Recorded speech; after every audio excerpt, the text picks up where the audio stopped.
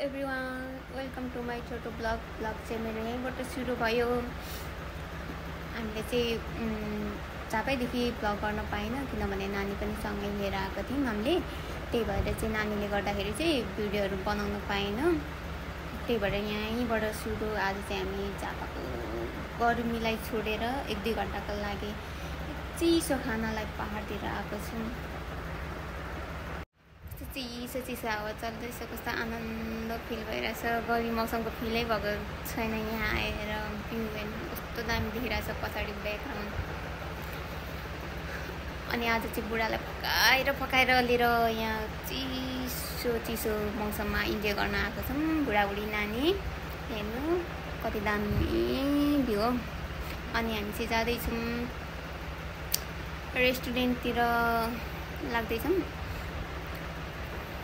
Finally हामी चाहिँ restaurant आयौँ। यो रेस्टुरेन्ट चाहिँ एकदम भाइरल रेस्टुरेन्ट हो है। झापादेखि लगभग 1 घन्टा जस्तो लाग्छ यहाँ आइपुग्न। यो चाहिँ रमिते अरे, यो ठाउँको नाम चाहिँ रमिते हो। यहाँ चाहिँ यस्तो रमाइलो ठाउँहरू रहेछ घुम्ने। यहाँ चाहिँ एकदम धेरै चिसो हावा, एकदम मान्छेहरू इन्जोय गरिरहेको छ। हामी पनि घुम्दै यहाँसम्म ठाउँ चाहिँ ठिकै रहेछ। शीतल चिसो खाना चाहिँ यहाँ आउनुपर्ने रहेछ। यदि तपाईँहरू झापामा हुनुहुन्छ भने 1 घन्टा लगाएर जानु होला चिसो मौसममा रमाउन। हामी पनि रमाउँदैछौँ बुढाबुढी नानी। अनि यहाँनिर एउटा सानो पिङ थियो र म पिङ खेलेको थिएँ। पिङ खेल्ने बित्तिकै फेरि मेरो होइन चप्पलको फुलै निस्केछ। कस्तो बिलाइ लाग्दो मान्छेको अगाडि होइन, कस्तो लाजै लाग्यो मलाई चाहिँ। अनि म चाहिँ यता अगाडि पछाडि भ्यूहरू हेर्दैछौँ। भ्यूहरू हेरेर त्यो चाहिँ हामी आउने बाटो है अघि त्यता चाहिँ यतातिर कस्तो राम्रो चिसो बादल लागेर गएको। यहाँ चाहिँ कस्तो दामी, मनै कस्तो खुसी हुने। अनि आज चाहिँ जे होस् रमाइलो भयो बुढाबुढी। अनि मेरो नानी चाहिँ भोक लागेर बिस्कुट मुखमा हाल्दै नमस्ते गर्नु भनेको,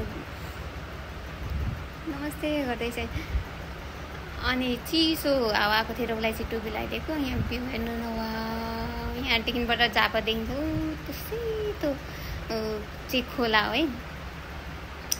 अनि त्यसपछि हामी फर्के। बुढाबुढी नानी चाहिँ एकदम चिसो हावामा इन्जोय गर्दैछ। ऊ पनि मुखभरि बिस्कुट लाएर मुखबाट बिस्कुट निस्केछ।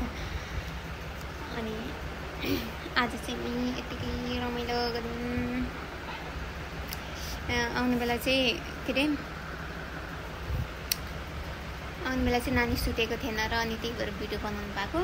आउँदाखेरि चाहिँ नानी सुतेर कस्तो अप्ठ्यारो पनि भइरहेको थियो। अब के गर्नु, यस्तै हो नानीको आमा भएपछि होइन। अब सानो भएपछि लानै पर्ने, झुन्डाउनै पर्ने जताततै। जहाँ गए पनि अब नानी भएपछि चाहिँ झुन्डाइ हिँड्नुपर्ने।